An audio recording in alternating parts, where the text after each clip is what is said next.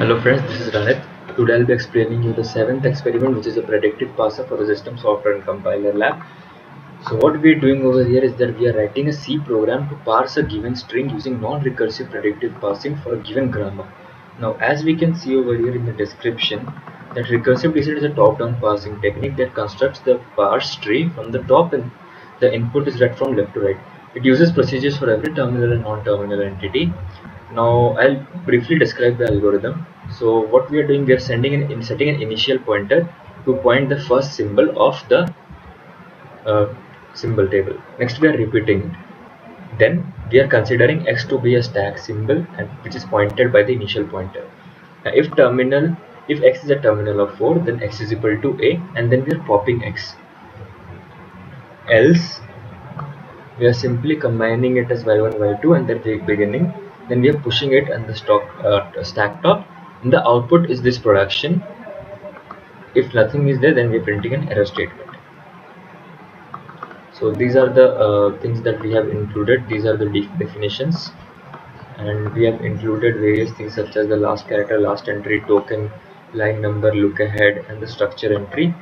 Then we are creating a lex pointer, an integer token, and a symbol table having 100 space. Then we are creating an entry of structures. So we are creating a keyword entry over here. If is a keyword, else is a keyword, for is a keyword, int is a keyword, float is a keyword, double, catch, struct, return, everything. Then we are printing an error message where fprintf is a line and the line number is printed over here. So if lookup is a character, then we are printing integer k. Then for k is equal to last, if the k is last entry and the k is greater than 0, then we are decrementing the k. And if the strcm, that is the symbol table, then the lex pointer becomes 0 and we are returning k.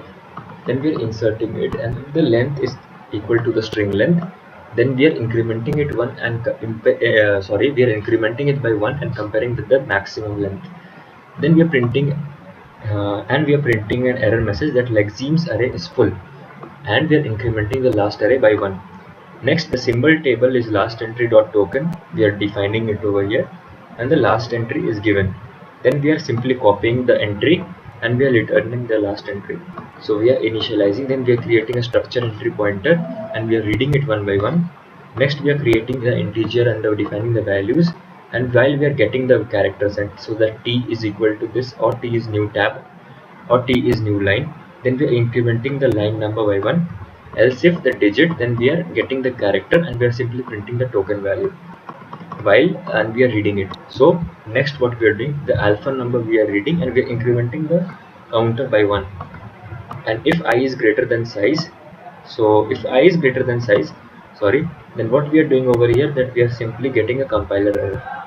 And if t is not equal to EOF, which is the final pointer, then we are looking up the buffer, and if value is 0, then we are inserting it and we are simply giving the value to the token value and we are returning the token. Else if t equals to EOF, then the printing return is done, else it's none. Next we are printing the main statement. If look ahead is t, then it is like that. Else we are printing an error statement, and if it is following symbols, then it is an arithmetic operator and we are giving it equal to the number. Else if it's id, then we are simply printing the id and the tokens identifiers respectively. So this is for matching, and this is a switch case.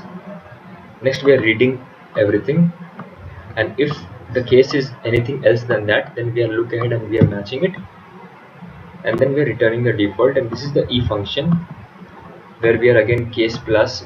These are all the cases for the operands. Next is the parser where we are looking ahead and explaining it. So this is the case where expression and place. So this is the output over here.